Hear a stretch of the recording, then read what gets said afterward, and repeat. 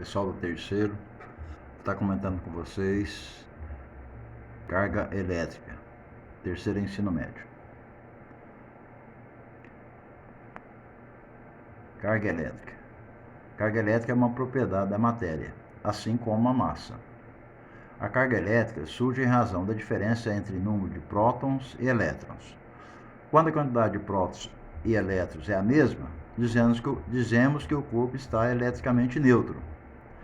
Quando a quantidade de elétrons for maior que a quantidade de prótons, dizemos que o corpo está carregado negativamente.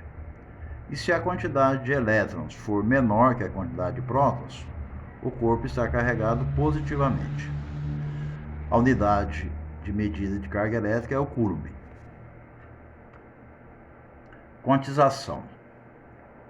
A carga elétrica é quantizada, isto é, o módulo da carga elétrica, o módulo da carga de um corpo é determinado por um múltiplo inteiro de uma quantidade de carga fundamental, é a carga fundamental.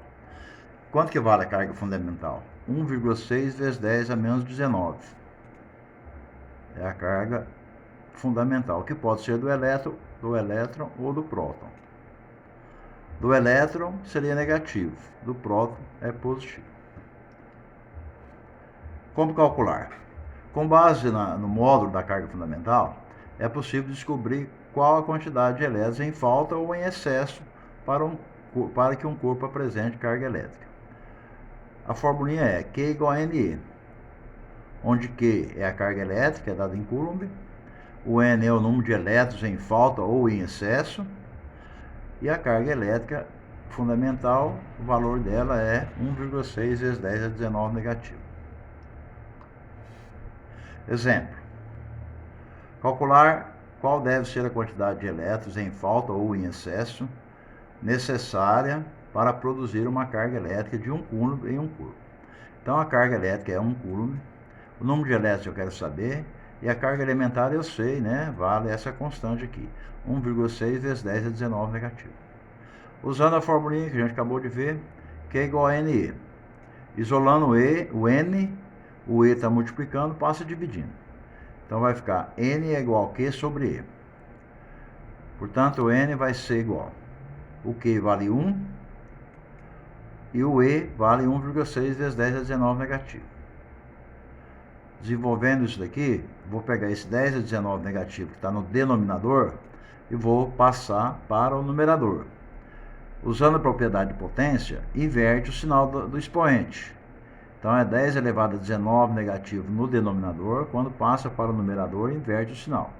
Vai ficar 1 dividido por 1,6 vezes 10 elevado a 19.